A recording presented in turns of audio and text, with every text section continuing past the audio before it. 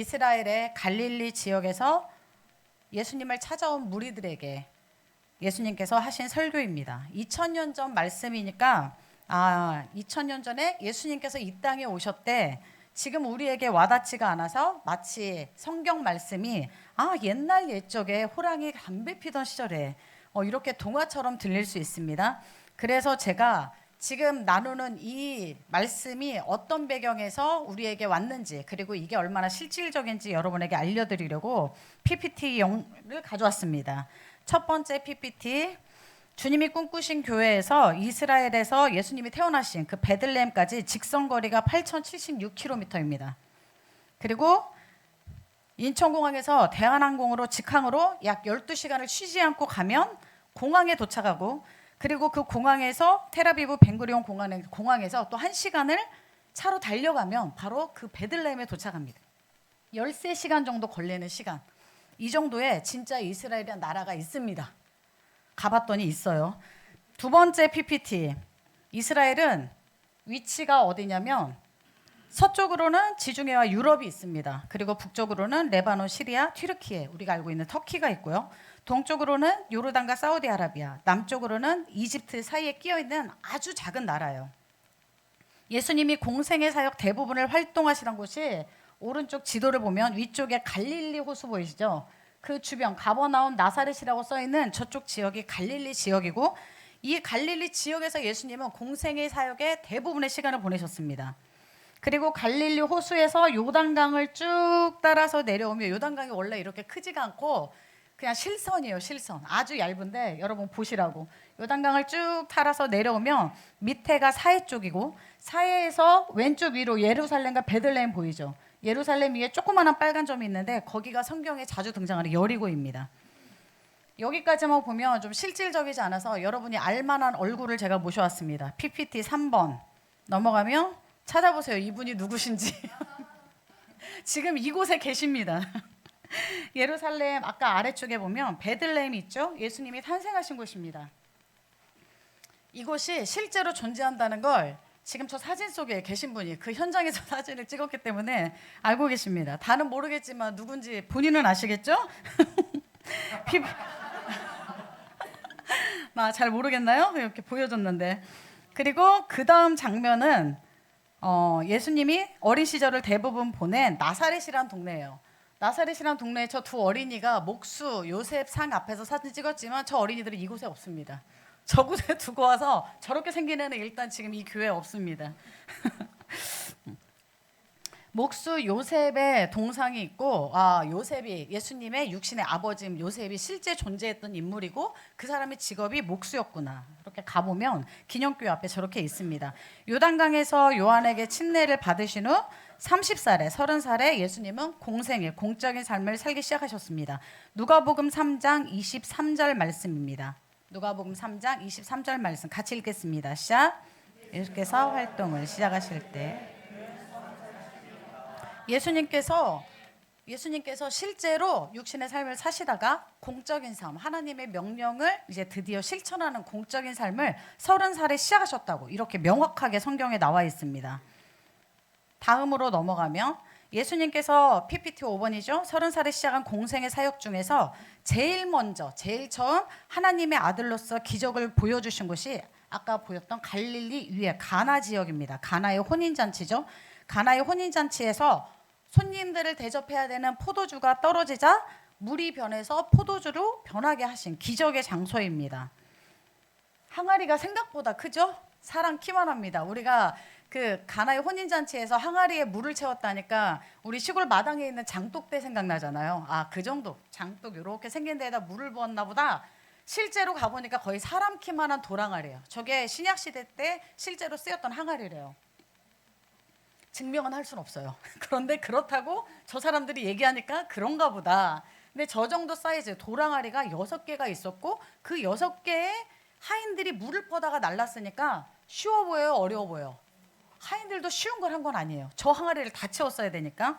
요한복음 2장 6절 말씀입니다. 같이 읽어보겠습니다. 시작. 그런데 유대 사람의 정결 예법을 따라 거기에는 돌로 만든 물 항아리 6이 놓여 있었는데 그것은 물 2-3 동이들이 항아리였다. 아멘. 원래 아까 저 항아리는 포도주를 담는 게 아니에요. 정결 예식이라고 했으니까 오고 가는 사람들 손발 씻으라고, 손 씻어주려고, 종들이 손을 씻어주려고 물을 받아놓은 거예요.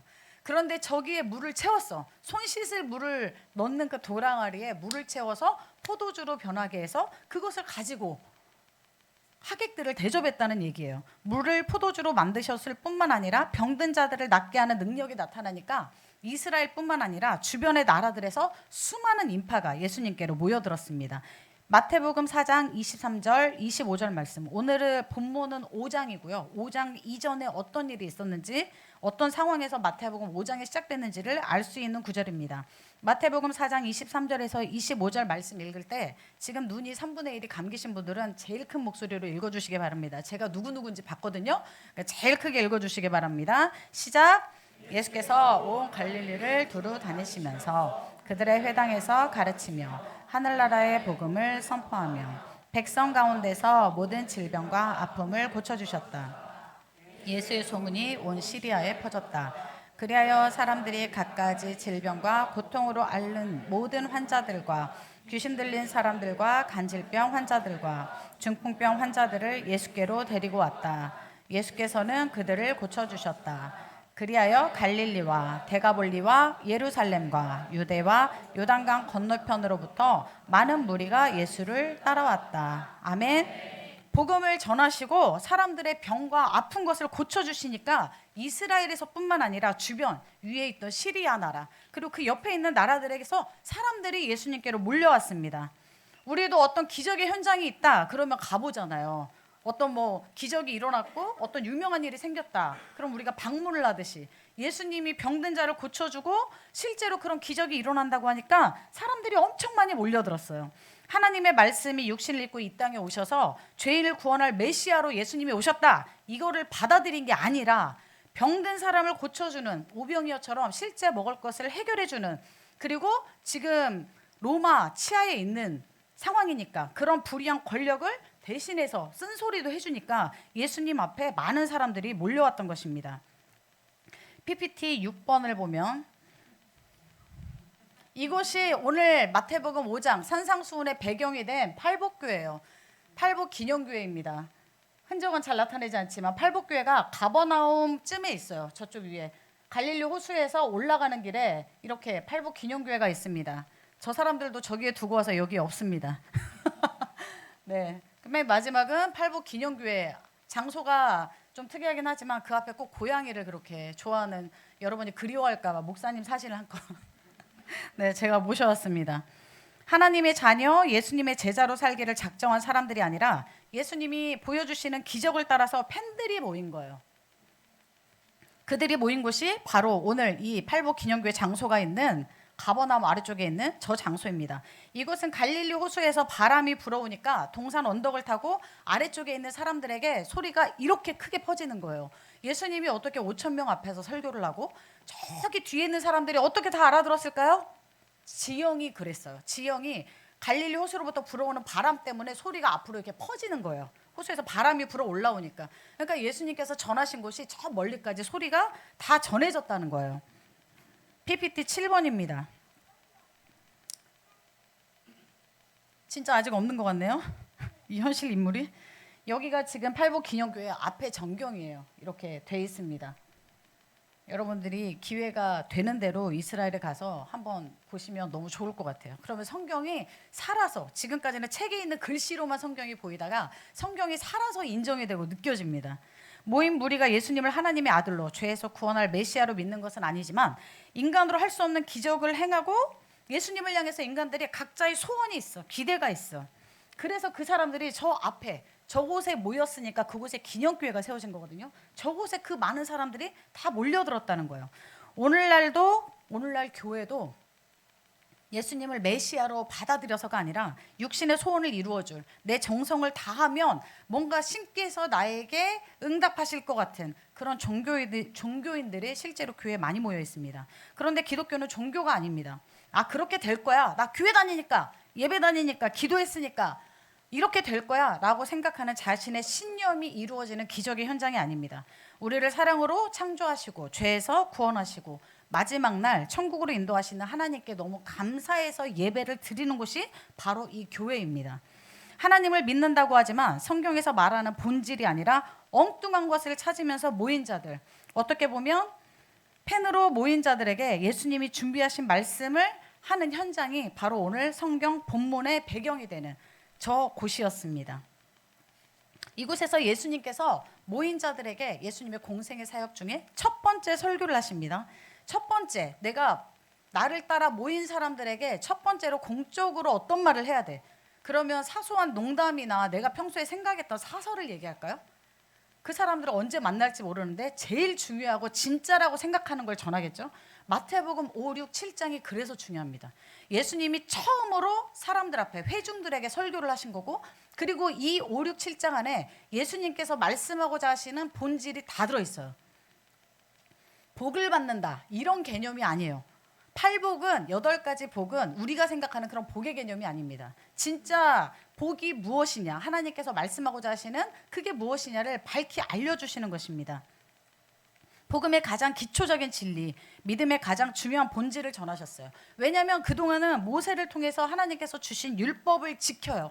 유대인들이, 이스라엘 사람들이 그것을 지킴으로 내가 구원을 받을 수 있다는 신념을 가지고 있었어요. 내가 의롭게 된다, 제사를 이렇게 드리고 이렇게 지키면 나는 이제 깨끗해지고 의로워진다, 나는 죄에서 자유로워진다, 이런 신념이 있었어요. 그 사람들에게 예수님께서 말씀하신 거예요. 하나님을 사랑하고 이웃을 사랑하는 것이 율법의 핵심이지, 너희들이 노력해서 의로워지고 교회를 열심히 다니고 예배 다니는 횟수가 늘었다고 해서, 기도를 더 열심히 한다고 해서 너희가 죄에서 용서받고 깨끗해지는 건 절대 아니다. 그 사랑을 살아내는 삶이 진짜 신앙생활이라고 말씀하신 것입니다. 마태복음 5장 17절 말씀 한 목소리로 크게 읽어보겠습니다. 시작. 내가 율법이나 예언자들의 말을 폐하러 온 줄로 생각하지 말아라. 폐하러 온 것이 아니라 완성하러 왔다. 아멘. 금요일에 오셨던 분은 들으셔서 아실 겁니다. 구약의 율법이 모두 몇 개라고 했죠? 비슷한 게 나왔어. 에? 613개. 613개나 되는 율법을 우리가 다 알까요? 모를까요? 성경 말씀을 지키겠다고 613개를 달달 외워서 그걸 다 지키면 우리가 의로워질까요? 그거를 지키는 것으로 의로워진다고 성경은 말하지 않아요. 다 지키려고 애쓰고 노력하는 게 신앙생활이 아니에요. 내가 성경대로 살아야지, 막 내가 애쓰고 노력하고, 그래 교회 빠지지 말아야지, 지각하지 말아야지, 기도 생활은 그래도 하루에 한 번씩은 해야지, 주일은 꼭 성수해야지, 내가 정해놓고 그것을 열심히 지킨다고 내가 일이라도 의로워지는 게 아니에요. 그건 신앙생활이 아닙니다. 나는 죄인이구나, 나는 어쩔 수 없는 죄인이구나, 이 죄에서 벗어날 능력이 나에게는 정말 1도 없구나, 십자가에 달려 내 죄를 대속하신 예수님만이 유일하게 나를 죄에서 구원하실 분이구나, 이렇게 예수님을 믿고 영접하면 하나님의 영, 성령이 우리 안에 오십니다. 그때부터 진짜 신앙생활이 시작되는 거예요. 성령님은 우리가 하나님을 믿는 것, 또 말씀대로 살아가도록 우리를 인도하고 가르쳐 주십니다. 내가 율법의 조항들을 다 알지 못해도 성령님을 따라가면 성경 말씀 안에서 우리가 제대로 된 신앙생활을 할 수 있다는 것입니다. 성경 전체를 한 문장으로 요약하면, 한 구절로 이야기한다면, 이렇게 많은 성경이 딱 한 가지를 이야기하고 있습니다. 뭘까요? 네? 사랑. 무엇 사랑? 하나님을 사랑하고 이웃을 사랑하라가 이 성경 전체의 내용입니다. 이 전체는 그 맥락에서 이해를 해야 되는 거지 단락단락으로 이해를 하는 게 아니에요. 어제 한 청년을 만났는데 그 청년이 성경에 나오는 네피림이 너무 이해를 하고 싶었나 봐요. 그 네피림, 고대 시대 때 거인족이 있었다고 성경에 말을 하거든요. 그걸 너무 이해하고 싶은 거야. 너무 궁금한 거야. 그래서 뭐 여기저기 말씀을 뭐 들어보고 찾아보고 하다가 진리를 찾았대요. 미국의 한 목사님이, 영어로 설교를 하셨겠죠? 미국의 한 목사님이 그것을 정확하게 설명을 했는데, 신과 인간 사이에, 그 고대 로마 그리스 신화처럼 신과 인간 사이에 하이브리드 종이 태어났다. 그게 바로 네피림이다. 그런데 그게 성경의 욥기서에서도 써있고 다니엘서에도 써있고 이사야서에도 써있대요. 굉장히 구체적으로 저한테 얘기하더라고요. 그래서 제가 그 전 이야기는 사실 좀 피곤해가지고 살짝 졸고 있었어요. 마음속으로, 겉으로는 안 졸았는데 얘기를 하는데 약간 살짝 졸고 있다가 그 얘기를 하는데 제가 눈이 번쩍 뜨여가지고, 네, 스타벅스에서 제일 큰 목소리로, 그게 무슨 말 같지도 않은 소리냐 성경 어디에 천사가 육체를 가지고 왔다고 성경 어디에 써 있냐? 너는 지금 말을 조합해서 하고 있는데 성경이 진짜 말하고자 하는 게 그거냐? 성경의 핵심은 하나님을 제대로 알고 하나님을 사랑하고 이웃을 사랑하는 거에 나머지는 부수적인 내용이지. 그거를 이해하겠다고 하나님 사랑, 이웃 사랑은 다 내려놓고 말씀 갖다 조합해서 하면 이게 뭐냐? 인정하기 싫겠지만 이게 이단이다. 이게 초대교회 때 말했던 영지주의다. 그랬더니 막 흥분해서 저한테 자기는 영지주의가 아니다. 나는 이단이 아니다. 막 흥분해서 얘기하더라고요. 그래서 제가 영지주의가 뭐냐? 그리스 로마 철학 그 논리를 가져다가 성경을 이해하려고 했던 인간들의 노력이 영지주의다. 그게 바로 이단의 시작이었다. 지금 우리가 알고 있는 수많은 이단들이 거기 뿌리에서 온 거다. 그랬더니 막 인정하기 싫어서 엄청 두 주먹을 불끈 졌지만 제가 이겼죠. 네. 어디서? 그리고 한 30분 동안 막 열변을 토했더니 옆에 있던 커플이 저쪽으로 가더라고요. 제가 너무 컸나 봐 소리가. 저쪽으로 도망가더라고요. 눈치를 살살 보면서 저쪽으로 가더라고요. 성경에서 말하고자 하는 핵심을 빼고 나머지 엉뚱한 거를 붙잡고 씨름할 필요가 없다는 거예요. 성경이 말하고자 하는 건 하나님을 사랑하고 이웃을 사랑하고 이 본질을 가지고 나머지를 다 해석하는 거예요. 하나님께서 우리에게 주고자 하셨던 말씀이 이거였으니까. 마태복음 22장 36절에서 40절 말씀입니다. 같이 읽어보겠습니다. 시작. 선생님, 율법 가운데 어느 계명이 중요합니까?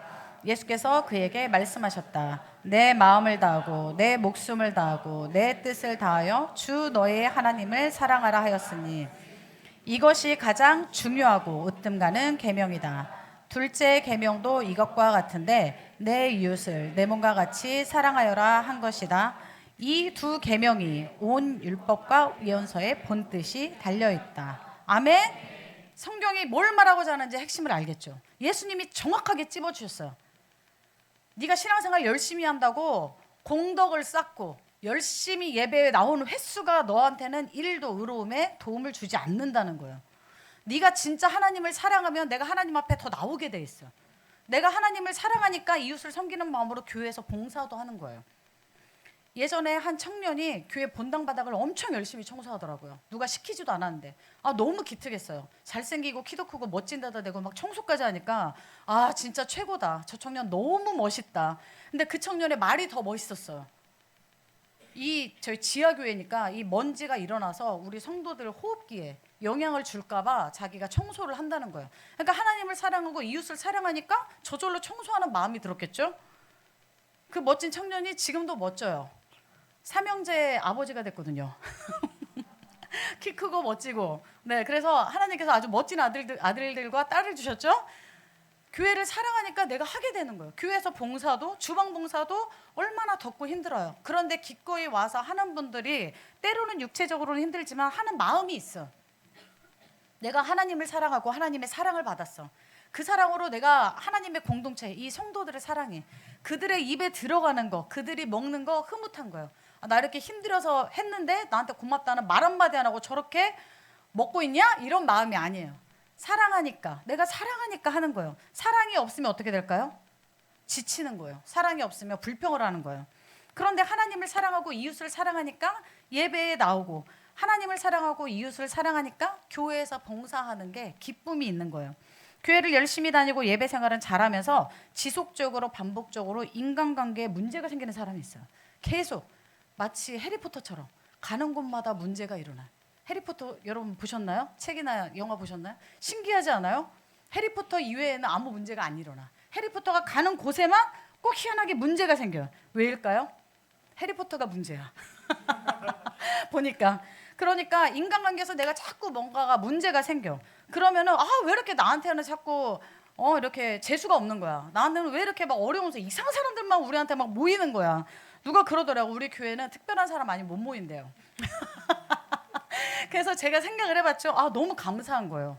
이런 사람들이 와서 하나님이 하나 되게 하시고 그 깊은 뜻이 있다는 것 자체가 너무 감사한 거예요. 감사함으로 받아들입니다. 내 주변에 이상한 사람들이 있어요? 이해 안 가는 사람들이 있어요? 그냥 감사함으로 받으시면 돼요. 내가 그걸 감당할 만한 그릇인가 보지 하고 받아들이시면 됩니다. 자꾸 그런 관계 문제가 생긴다면 내가 지금 성령을 따라서 살고 있다면, 성령의 열매가 내 안에서 맺힌다면, 내가 인간관계 안에서도 이웃을 사랑한다면, 하나님의 사랑으로 내가 이웃을 사랑한다면 왜 이런 문제들이 자꾸 일어날까? 우리는 세상의 빛으로 소금으로 부르심을 받았기 때문에 하나님 앞에서 교회 안에서만 신앙이 있는 것처럼 살아가는 사람들이 아니에요. 세상 속에서도 하나님의 사랑을 가지고 살아가는 사람들이에요. 모든 관계 안에서.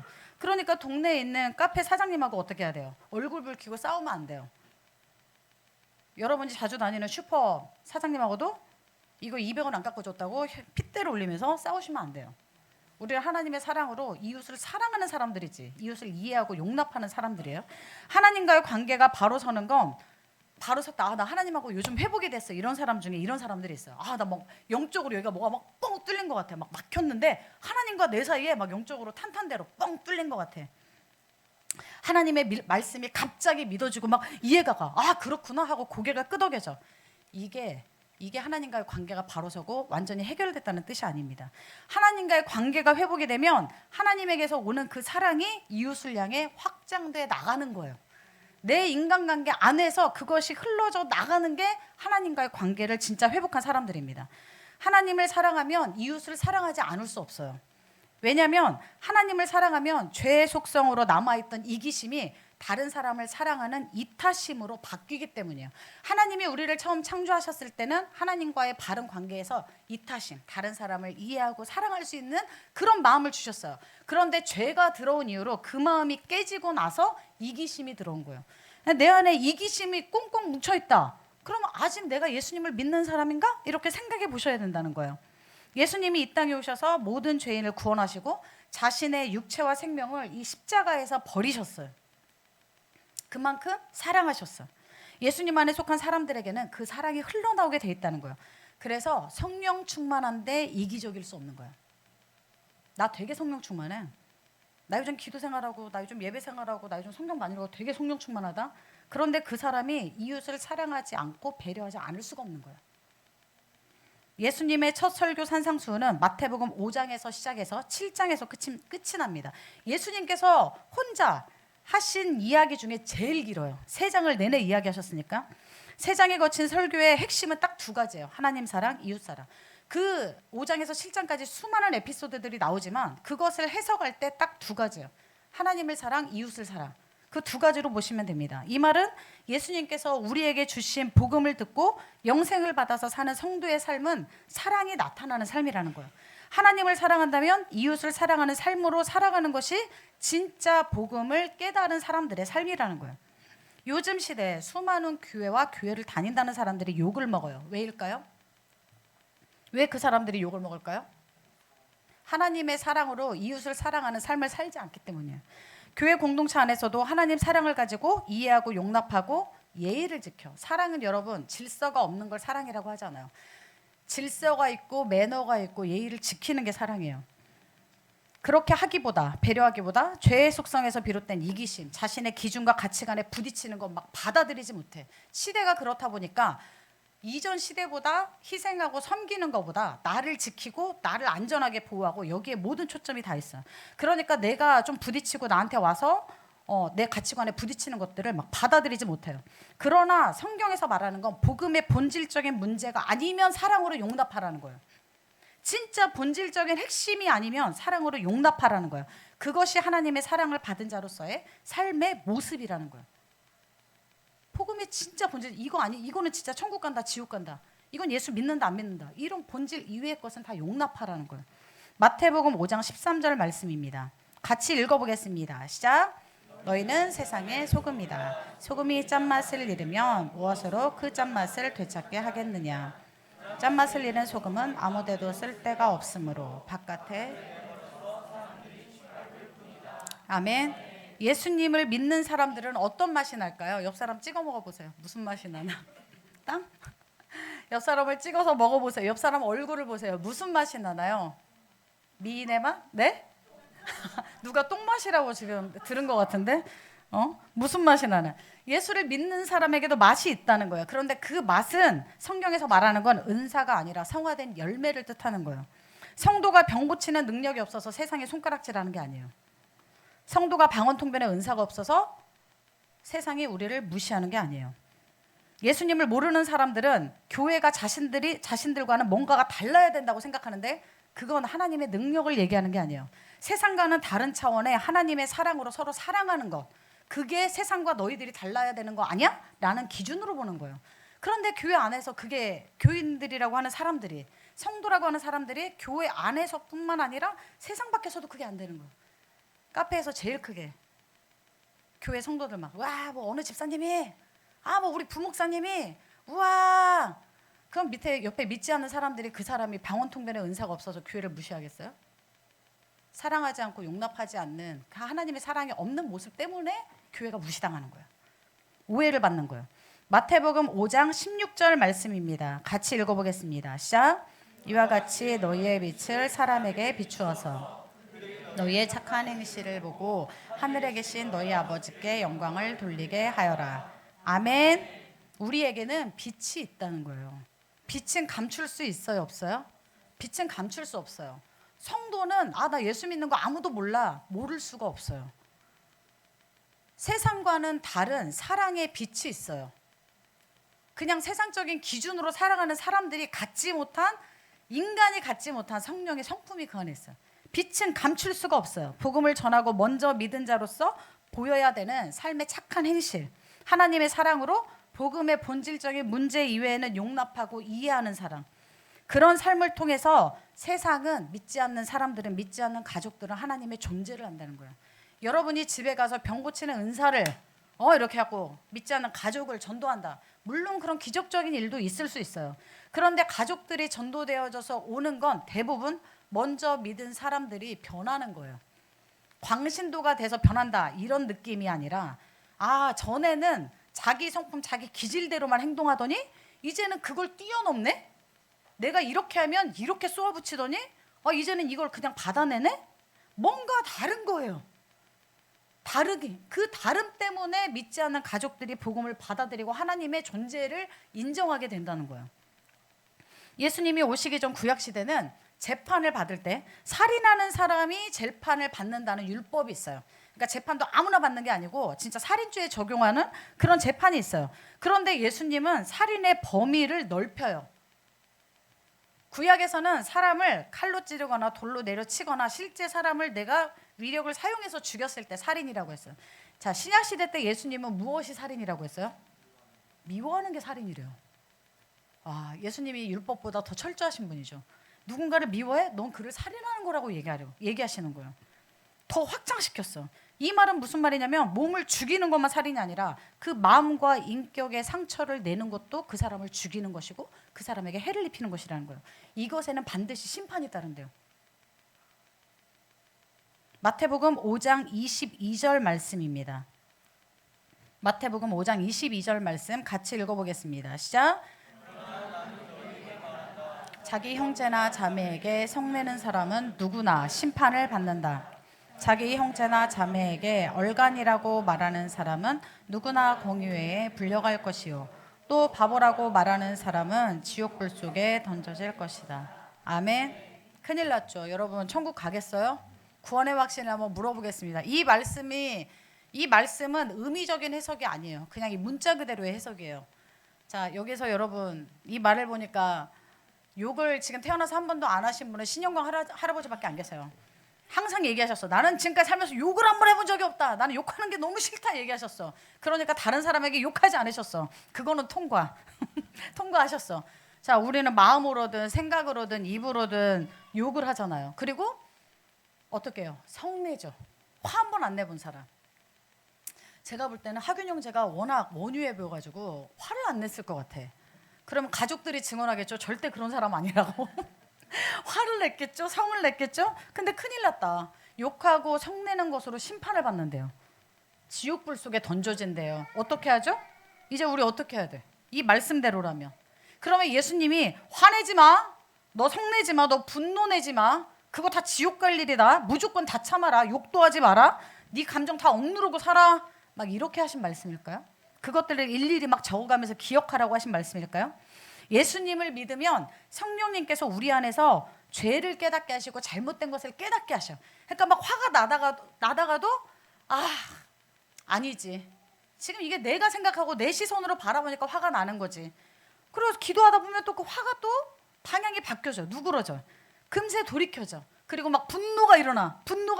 어떤 문제에 대해서 어떤 사람에 대해서 막 분노가 일어나. 그런데 그 분노를 가지고 그 사람에게 쏟아붓는 게 아니라 하나님 앞에 나와서 기도하면 성령님께서는 그 분노로 바라보는 내 시선을 찝어서 십자가 앞에 갖다 놔. 이런 경험들 하시죠? 기도하시는 분들은. 안 하시는 분들은 모르겠지만. 그러니까 그 분노가 일어나는 것도 그 문제에서 시선을 벗어나게 하셔서 우리를 자유롭게 하셔요. 화내지 말아라. 성내지 말아라. 이 말은 내가 할 수 있는 거예요? 내가 할 수 없는 거예요? 내가 할 수 없는 거예요. 인간이 화가 나요? 안 나요? 제가 좀 온유해 보이죠? 아니네? 네, 제가 화를 엄청 잘 내게 생겼나 보다. 회개해야겠다. 그런데 뭐 화가 나요. 화가 나면 그 화를 막 다 이렇게 할 수도 있어. 그런데 내가 막 화나고 분노나고 누구한테 막 상처받고 막 힘들고 이럴 때 성령께서 항상 말씀해 주셔. 안에서 다독여 주셔. 그러니까 내가 할 수 없는 것으로, 내가 만들어낼 수 없는 그 감정으로 내가 다독여지는 거예요. 그게 예수님을 믿는 사람들이에요. 죄의 속성으로 끝없이 우리 안에서는 문제가 올라와요. 분노가 올라와요. 당연한 거예요. 우리는 육체를 가지고 있잖아요. 이 육체는 어디에 속해 있어요? 죄에 속해 있어요. 원죄 해결됐잖아요. 원죄는 해결됐는데 그 죄를 짓던 속성이 남아있어요. 그래서 자꾸 우리 육체가 죄를 짓는 대로 데리고 가는 거예요. 그러니까 육체가 원하는 게 지금 내가 이런 감정이 들어, 나 이런 생각이 들어. 그게 나라고 생각하시면 안 돼요. 내 육체에서 올라오는 모든 생각이 진짜 나라고 생각하시면 안 돼요. 그냥 육체가 원해, 육체가 이렇게 생각해, 이런 감정이 들어, 이게 나라고 생각하고 행동하고 산다면 그런 사람들은 하나님 나라에 들어가지 못할걸? 못한다? 이렇게 사도 바울이 경고를 하고 있습니다. 갈라디아서 5장 19절에서 21절 말씀입니다. 갈라디아서 5장 19절에서 21절 말씀 같이 읽어보겠습니다. 시작. 육체의 행실은 환히 드러난 것들입니다. 곧 음행과 더러움과 방탕과 우상숭배와 마술과 원수매증과 다툼과 시기와 분냄과 분쟁과 분열과 파당과 질투와 술취함과 흥청망청 먹고 마시는 노름과 그와 같은 것들입니다. 내가 전에도 여러분에게 경고하였지만 이제 또다시 경고합니다. 이런 짓을 하는 사람들은 하나님의 나라를 상속받지 못할 것입니다. 아멘. 하나님 나라를 상속받지 못한대요. 지금 여기에 나와 있는 이것들은 다 뭐죠? 이것들은 내 육체에서 당연하게 올라오는 것들이에요. 여기에서 자유로우신 분 계세요? 난 여기에서 무결해. 완전 무결. 나는 한 번도 음행, 더러움, 방탕, 우상숭배, 마술, 원수매점, 다툼, 시기, 분냄, 분쟁, 분열, 파당, 질투, 술취함 한 번도 해본 적이 없다. 할 수 있는 사람은 이 안에 아무도 없어요. 아무도 없어. 하다못해 저 조그마한 애기도 안에서 뭐가 있어요? 질투가 있어요. 형제들을 향해서 질투가 있잖아. 그러니까 인간은 육체를 가진 이상 이런 죄들에서 자유롭지 못해. 다 이게 올라온다는 거야. 그런데 나 원래 이런 사람이야. 내 성격 원래 그래. 몰랐어? 그래도 나는 뒤끝은 없어. 알지? 나는 팩트만 말해. 이런 말은 성령의 성품에서 하는 말이 아닙니다. 내 육체에서 올라오는 말, 그게 나라고 생각하고 그냥 하는 말이에요. 그것만 인정하는 거예요. 내 안에 계신 성령님은 인정하지 않고 내 육체, 죄의 속성이 남아있는 내 육체가 하는 말을 그대로 하는 거예요. 이런 말을 들을 때 여러분은 어떤 생각합니까? 앞에서 그렇게 말하면 그 말을 들으면서 여러분은 그렇구나. 저 사람 원래 그런 사람이구나. 저 사람 성격 원래 그렇구나. 저 사람 진짜 뒤끝은 없구나. 저 사람이 말하는 건 다 팩트고 사실이구나. 이렇게 받아들입니까? 마음이 불편합니까? 이런 말은 마음을 불편하게 만들어요. 왜냐하면 그 사람의 육체에, 진짜 육체에 매여 있는 생각에서만 나오는 말들이에요. 그런 나만 인정하는 거예요. 이런 말을 겉으로 내뱉지 않더라도 나 이런 사람이야 라고 속으로 생각한다면 반성하셔야 돼. 내가 예수님을 믿으면서 성령의 사람이 아니라 여전히 육체의 사람. 팩트만 말한다는 사람이 말하는 팩트가 진짜 팩트도 아니야. 그 사람에게만 팩트예요. 아시죠? 난 팩트만 말해. 나 사실만 말하잖아. 맞아요. 그 사람에게만 사실이에요. 한 상황도, 똑같은 상황도 바라보는 각도, 겪는 사람에 따라 사실이 달라요. 그러니까 상대가 가진 생각도 팩트예요. 근데 나만 팩트래. 그게 뭐죠? 이기심이죠. 내 기준이 옳으니까 너도 그 기준에 동의해. 이 말이잖아요. 절대 이건 성령의 사람이 하는 말이 아니에요. 성령의 속성에서 나올 수 없는 말입니다. 아직 죄의 속성이 남은 자신의 육체가 원하는 대로 생각하고 행동할 때 자신을 정당화시키기 위해서 하는 말들이에요. 다툼, 시기, 분냄, 질투 때문에 여러분 천국에 못 들어가는 건 아니에요. 술을 마시기 때문에 여러분 천국에 못 들어갈까요? 몇 분 걸리시죠? 인스타에서 교묘하게 숨기지만 다 알아요. 술을 마시기 때문에 여러분, 나 이번 주 술 마셨는데, 나 이번 주 교통사고 나서 죽으면 천국 못 가는 거 아니야? 그것 때문에 천국 못 갈까요? 나 이번 주 화내면 안 되는데, 분노가 나도 참았어야 되는데, 나 막 분노가 일어나가지고 막 대들었어 막. 나 천국 못 가는 거 아니야? 그래서 구원을 못 받는 걸까요? 그런 것들은 육체가 원하는 대로 살아가는 삶이에요. 그런 속에서 올라올 술 취함이 올라오고 방탕이 올라오고 내 안에서 육체가 원하는 것들이 자꾸 올라올 때, 내 분냄을 그대로 표현하고자 막 그렇게 올라올 때 성령께서는 말씀으로 계속 권면하셔. 하나님께로 돌이켜라. 성령의 생각으로 다시 돌아와라. 권면하시는데 그 깨달음을 무시해. 성령님을 무시하는 거예요. 성령님을 인정하지 않는 거예요. 그런데 그게 계속 반복적으로 거스르면 결국은 하나님을 따라 사는 삶이 아니라 내 육체를 따라 사는 삶이기 때문에 지옥에 가는 거예요. 그것 자체가 나를 지옥에 끌고 가는 거 아니야. 내가 맥주 3잔 먹었으니까 지옥에 3발 더 가까워졌다. 이런 개념이 아니에요. 끊었어야 되는데 못 끊었다. 이게 아니에요. 이것 때문에 우리가 지옥에 가는 게 아니에요. 갈라디아서 5장 24절에서 25절 말씀입니다. 지금 졸리신 분이 4분 늘으셨거든요. 그 4분 때문에 제가 이거를 크게 읽으라고 한번 얘기를 해야겠어요. 지금 4분이 아시죠? 조는 사람이 자기가 조는지 알까요? 모를까요? 잘 몰라요. 그러니까 성격 이상한 사람은 자기가 성격 이상한 거 알아요? 몰라요? 누가 알아요? 앞에서 보고 있는 사람이 알죠. 조는 사람도 자긴 몰라요. 뒤에서 보는 사람이 알아요. 그 뒤통수를 보고 있는 사람, 앞에서 보는 사람이 알아요. 갈라디아서 5장 24절에서 25절 말씀 큰 소리로 읽겠습니다. 시작. 그리스도 예수께 속한 사람은 정욕과 욕망과 함께 자기의 육체를 십자가에 못 박았습니다. 우리가 성령으로 삶을 얻었으니 우리는 성령이 인도해 주심을 따라 살아갑시다. 아멘. 하나님을 사랑하고 성령님과 함께하는 사람은 자기 육체를 이 십자가에 못 박았대요.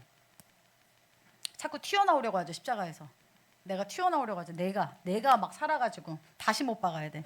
성령님과 함께 새로운 삶을 살게 되는 거예요. 예수님을 믿는다, 교회를 다닌다, 성령님이 나와 함께 하신다. 그런 믿음이 있는 사람에게 당연히 나타나는 건 성령의 열매예요. 성령의 열매는 선택사항이 아니에요. 예수를 믿으면 당연히 나오는 거예요. 병 고치는 은사, 죽은 사람을 살리는 은사, 방언을 하고 예언하는 은사가 없어서 천국에 못 가는 건 절대 아니에요. 모든 은사는 교회를 바로 세우기 위해서 성도들을 도우라고 하나님이 일방적으로, 그 사람이 자격이 있어서가 아니에요. 기도를 많이 했어도 아니에요. 그 사람에게 하나님이 교회 공동체를 도우라고 일방적으로 주신 선물이에요. 값없이 주신 선물이에요. 그런데 여러분 보세요. 선물을 받지 못했다고 천국에 못 들어갈까요? 그건 천국에 들어가는 문제가 아니에요. 고린도전서 13장 8절에서 10절 말씀입니다. 지금 이제 다 정리가 되고 딱 2분이 남았거든요. 2분이 지금 눈을 못 뜨고 그 위에서 이렇게 누가 이렇게 누르고 있는 것 같아요. 이렇게 눈을 누르고 있어요 지금. 졸리실 때는 가진 방법을 다 쓰시면 됩니다. 고린도전서 13장 지금 이 구절을 읽고도 눈을 못 뜨시면 제가 이름을 불러드릴게요. 그러면 이만했던 눈이 이렇게 떠질 수도 있어요. 지금 뒤에 에어컨 켜있죠? 그렇죠. 고린도전서 13장 8절에서 10절 말씀 우리가 잘 아는 말씀입니다. 같이 읽어보겠습니다. 시작. 사랑은 없어지지 않습니다. 그러나 예언도 사라지고 방언도 그치고 지식도 사라집니다. 우리는 부분적으로 알고 부분적으로 예언합니다. 그러나 온전한 것이 올 때는 부분적인 것은 사라집니다. 아멘. 모든 은사는 사라질 때가 옵니다. 성경에서 말하는 대로 하나님이 정하신 때에 은사는 사라지지만 사랑은 없어지지 않는다는 거예요. 사도 바울이 강력하게 이야기하고 있습니다.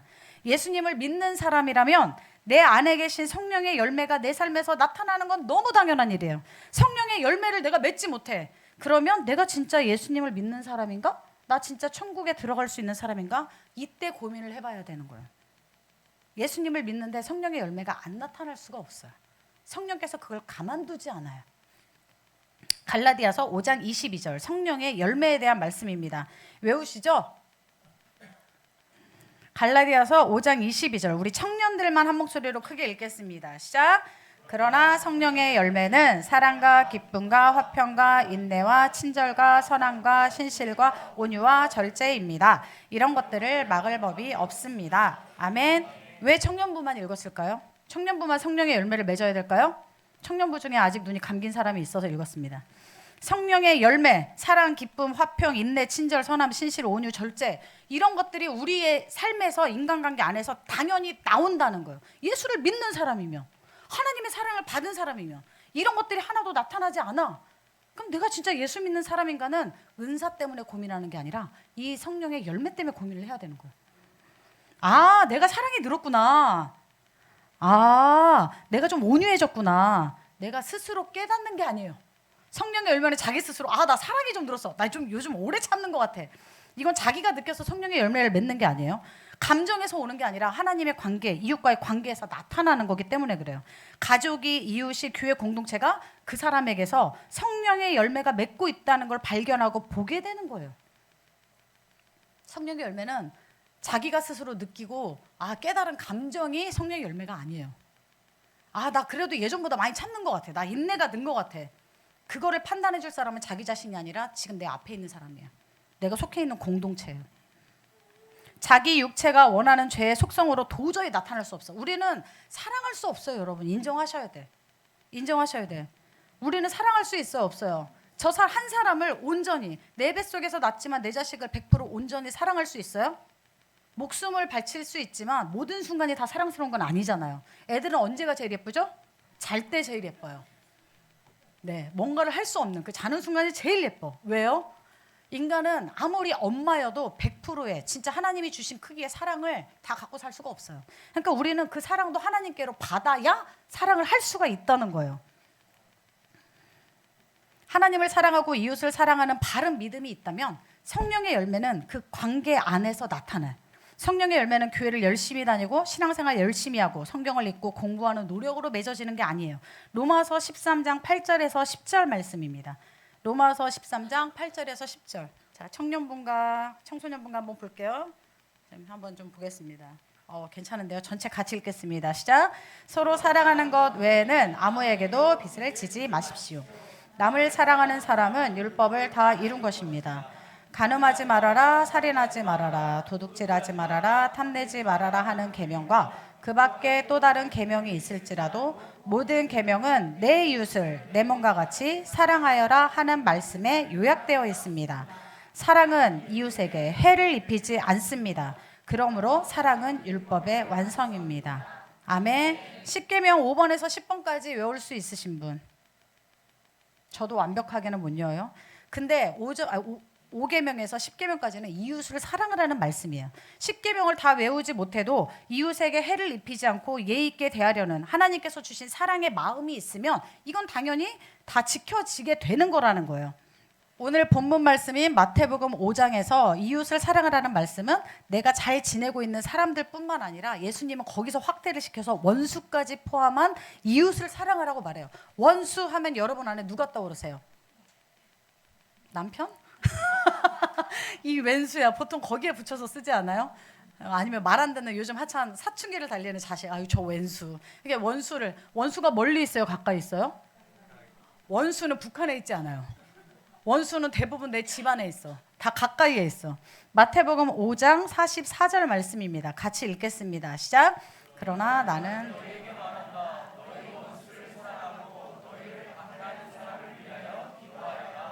아멘. 원수를 사랑하래요. 하나님의 명령으로 받아들일 거죠? 지금 여러분이 방금 전에 속으로 아우 저 원수, 왼수 생각했던 사람을 예수님이 뭐래요? 내 이웃 너한테 잘해주는 그 자매님 너한테 잘해주는 그 카페 사장님만 사랑하지 말고 네 왼수를 사랑하래. 그리고 심지어 나를 박해하는 사람을 위해서 기도하래. 그러니까 예수님은 이웃을 나와 관계 맺고 있는 친한 사람들, 좋은 관계에 있는 사람들뿐만 아니라 원수까지 확장을 시키신 거예요. 하나님께서는 인간의 상황과 감정을 무시하기 때문에 원수를 사랑하라는 이런 무리한 말씀을 하시는 게 아니에요. 죄로 인해서 타락한 인간에게 감정은 언제라도 부정적인 감정은 올라올 수 있어요. 그런데 창세기 1장에 인간을 만들고 하나님이 인간에게 뭐라고 명령하셨죠? 첫 번째 하신 명령이 뭐예요? 생육하고 번성하고 또 다스리고 지배하고 다스리라는 거예요. 그러니까 이 감정은 타락한 감정은 내가 다스리고 정복해야 될 부분이에요. 이건 나야 하고 가만히 놔둘 부분이 아니라 내가 지배하고 다스려야 되는 부분이에요. 부정적인 생각과 감정이 올라올 때 억누르기 위해서, 없애기 위해서 더 열심히 기도하고 예배하고 교회 나가서 해결하고 막 이렇게 하는 열심으로 내가 여기서 벗어나야지 하는 건 율법과 같은 수고일 뿐이에요. 복음은 이미 승리하신 예수님을 믿고 따르는 거예요. 내 안에 정복하고 다스릴 힘이 없어요. 하지만 예수님께 맡기고 십자가 앞에 서면 예수님을 따르는 순종함으로 우리는 그 문제에서 벗어날 수 있다는 거예요. 로마서 12장 19절 말씀입니다. 같이 읽겠습니다. 시작. 사랑하는 여러분, 여러분은 스스로 원수를 갚지 말고 그 일은 하나님의 진노하심에 맡기십시오. 성경에 기록하기를 원수 갚는 것은 내가 할 일이니 내가 갚겠다고 주님께서 말씀하신다 하였습니다. 아멘. 됐지 않습니까? 원수를 누가 갚아준대요? 와, 지금 통쾌하신 분이 몇 분 계신데요? 한 지금 4분 정도께서 통쾌해. 내가 직접 대놓고 싸우지 않아도 하나님께서 갚아주신대. 이 말씀은 신명기 32장에 나오는 하나님의 약속입니다. 하나님께서 나 대신에 더 통쾌하게 갚아주실 거야. 그러니까 더 이상 속상해하지 말고 하나님께 맡기자. 이런 말씀일까요? 원수는 갚아야 끝나는 것으로 생각하는 우리의 연약함 때문에 하나님께서 다음 구절을 남겨주셨어요. 로마서 12장 20절 21절 말씀입니다. 같이 읽겠습니다. 시작. 네 원수가 줄이거든 먹을 것을 주고 그가 목말라 하거든 마실 것을 주어라.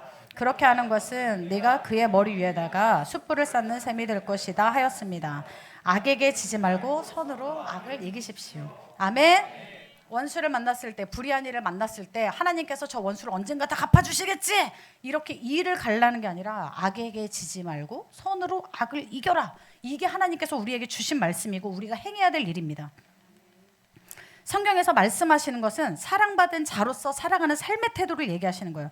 인간의 약함과 죄의 속성은 똑같이 갚아줘야지. 저 사람이 자기 잘못을 좀 깨달았으면 좋겠어. 인과응보라고 나한테 했던 거 저 사람이 고스란히 똑같이 안 좋은 일이 생겨서 당했으면 좋겠어. 그리고 그 일을 통해서 내가 얼마나 힘들었는지 저 사람이 다 알았으면 좋겠어. 이렇게 생각하지만 이런 기적은 일어나지 않습니다. 상대는 깨달아요, 못 깨달아요? 끝까지 몰라요. 그건 기대하는 게 아니에요. 그 사람이 어떻게 될까는 우리의 속성이 우리에게 속한 게 아니에요. 하나님께 속했으니 너는 신경도 쓰지 말라는 거야. 하나님은 우리에게 죄의 속성에 끌려 행동하는 것은 결국 죄에게 지는 거다. 그 사람이 아니라 죄에게 지는 거다. 그러니 하나님의 사랑으로 악을 이기라고 말씀하십니다. 내가 사랑하는 이웃뿐만 아니라 원수라고 생각하는 그들을 위해서도 기도하는 믿음이 바로 세상이 저 사람들은 우리랑 달라.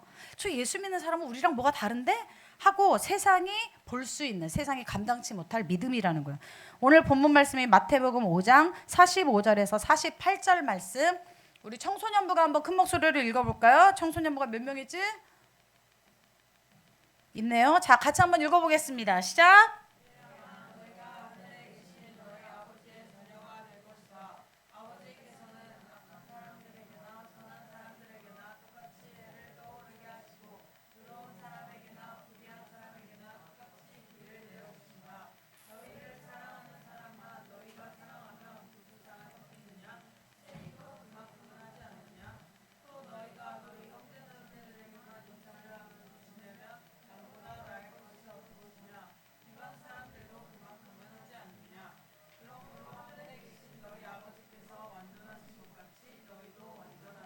아멘. 우리 시연 선생님 1명하고 학생 5명이 읽은 것 같아요. 하나님께서 우리에게 말씀하시기를 하나님은 공평한 하나님이고 정의의 하나님이다. 내가 악한 사람들 또 선한 사람들 모두에게 똑같이 햇빛을 주고 비를 내려준다. 그러니까 무엇이 옳으냐 무엇이 정의냐 하나님 앞에서 함부로 따지지 말라는 거예요. 하나님만 정의로우신 분이에요. 이것이 옳다고 나는 믿고 이 상황이 이게 팩트라고 믿지만 하나님 보시기에 그게 아닐 수도 있다는 거예요. 지금 이 상황에서 나만 피해자고 나만 힘든 것 같지만 하나님 보시기엔 또 그게 아닐 수도 있다는 거예요. 그러니 그 문제에 빠져서 그들을 미워하고 괴로워하는 데 시간을 보내지 말고 그 문제에서 벗어나 십자가 앞에 계신 예수 앞에 오라는 거예요. 어떤 사람은 저에게 묻습니다. 왜 다 받아주냐고, 왜 참아주냐고, 왜 다 기다려주냐고 이렇게 물어봅니다. 버릇 나빠진다고, 저건 가르쳐야 된다고 이렇게 말을 합니다. 질문하는 사람이 원하는 대답은 아니겠지만 저는 사랑하니까라고 대답해 줍니다. 하나님께서 내가 죄인일 때 대가 없이 받아주셨어요. 다시 넘어지고 흔들릴 때도 주님은 나를 참아주셨어요. 정신 못 차리게 방황하던 그 시간들을 주님이 다 기다려 주셨어요. 나는 이런 멋진 하나님의 사랑을 받았어요. 그래서 그 사랑으로 살고 싶어서 그래요. 완전하게는 살지 못해요. 그런데 그 사랑으로 살고 싶어서 그래요. 아직 하나님의 이런 멋진 사랑, 완벽한 사랑을 경험해보지 못한 분이 계시다면 꼭 그 사랑을 받아보시길 바랍니다. 나로서는 할 수 없는 사랑이 아직 서툴고 부족하더라도 성령의 열매로 나타내게 되는 것, 그곳이 바로 교회입니다. 하나님 나라에서는 지금보다 훨씬 더 완벽해질 거예요. 하지만 그 사랑을 조금이라도 맛보고 경험하는 것, 하나님을 사랑하고 이웃을 사랑하는 진짜 교회의 모습, 그 모습이 우리 주님이 꿈꾸신 교회가 되기를 소원합니다. 마지막으로 고린도전서 13장 4절에서 7절 말씀을 읽겠습니다.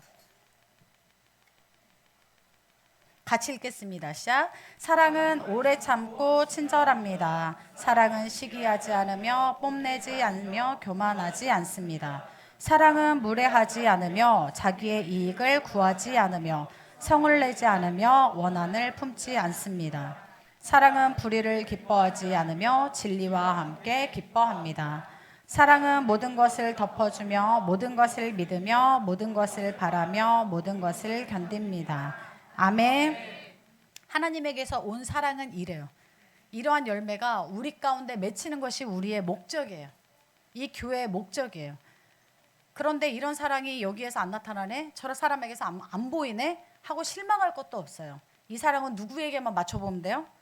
자기에게만 맞춰보면 돼요. 그 사람은 그 사람대로 하나님 앞에서 알아서 씨름하고 있어. 그러니 그 사람이 문제가 아니라 뭐요? 나에게만 비춰보면 돼요. 나에게서 이런 사랑이 나가고 있나? 이 사랑은 어디에서 가장 잘 드러나냐면 가까운 사이일수록 잘 드러나요. 가끔 자녀에게 함부로 대하는 부모들이 있어요. 자녀에게 무례히 행하지 않는 게 사랑이에요. 자녀를 예의 있게 대하는 게 사랑이에요. 혼내지 않는다는 게 아니에요. 사랑으로 혼내지만 그들의 감정, 그들의 인격 존중하면서 혼을 내고 바르게 가르쳐야 돼요. 그런데 자기의 감정에만 치우쳐서 모든 분노, 모든 화를 다 쏟아내는 사람들이 있어요. 그건 자식을 사랑하는 게 아니에요. 내가 아무리 가까운 사이일수록, 내가 교회에서 친한 관계일수록 지켜야 되는 게 매너와 예의예요. 무례히 행하지 않는 거예요. 내가 저 사람하고 친하다고 말을 함부로 하는 건 그 사람에게 예의가 없는 거예요. 그건 진짜 사랑이 아니에요. 그냥 내 육체의 행실이 드러나는 것뿐이에요. 하나님은 그 하나님의 사랑으로 서로에게 대하라는 거예요. 이런 사랑의 열매들이 자라는 우리 교회가 되기를 소원합니다. 오늘 시간 함께 지어져가네 함께 찬양하고 기도하는 시간 갖겠습니다.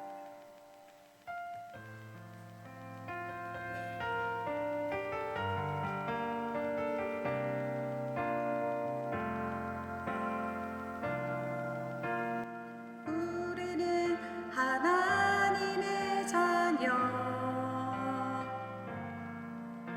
주 사랑 안에 우리 거할 때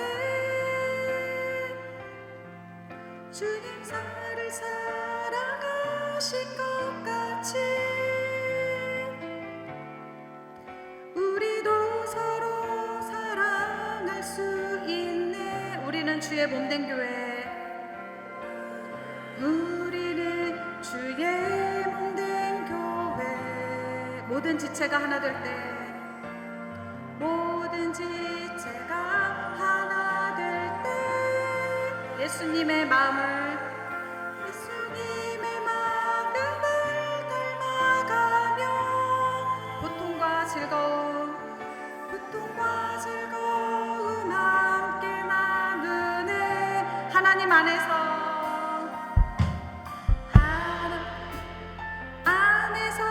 우리 서로 이어져 주가 거하실 성전이 되네. 모퉁이 돌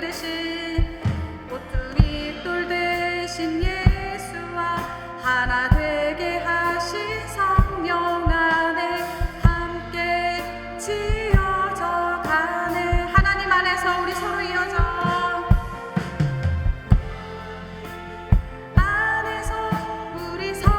이어져 주가 거하실 성전이 되네.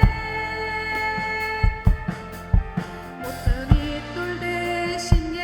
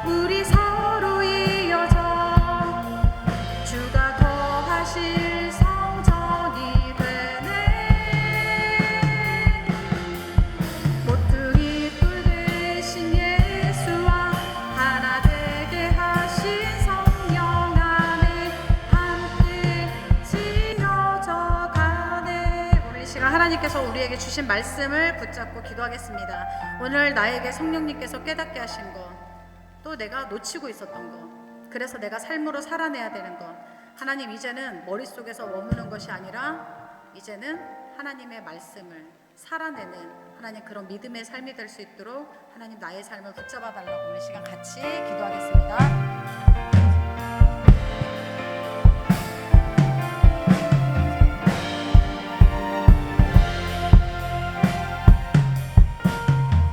회개할 것 없는 의인 100명보다 차마 주님 앞에 한 발 나서기 힘들고 이 교회 문턱을 한 발 나오기 힘든 하나님, 그런 죄인의 기도를 더 귀 기울여 들으신 하나님, 자신의 부족함을 알고 내가 하나님의 사랑을 받은 자로서 살아내지 못하고 또 하나님의 사랑이 아닌 것들을 잣대 삼아서 하나님 그 기준으로 살아오던 우리의 죄를 주님 앞에 고백하고 오늘 이 시간 다시 결단했습니다.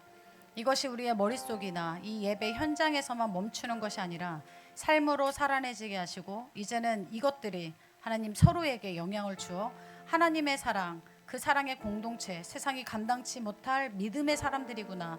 그래서 하나님께서 영광 받으시는 그런 곳이 될 수 있도록 우리 교회를 축복하시고 사용하여 주시옵소서. 우리 각 성도들의 그런 귀한 삶이 될 수 있도록 한 사람 한 사람 주님 붙잡아 주시옵소서. 오늘 말씀을 주시고 그 말씀대로 살아가도록 또 감동을 주신 성령님, 성령 하나님께 모든 영광을 돌립니다. 예수님의 이름으로 감사하며 기도했습니다. 아멘.